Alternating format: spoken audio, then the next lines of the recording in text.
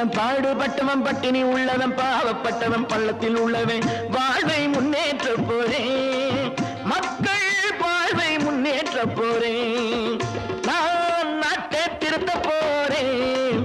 அந்த கோட்டையை பிடிக்க போறேன்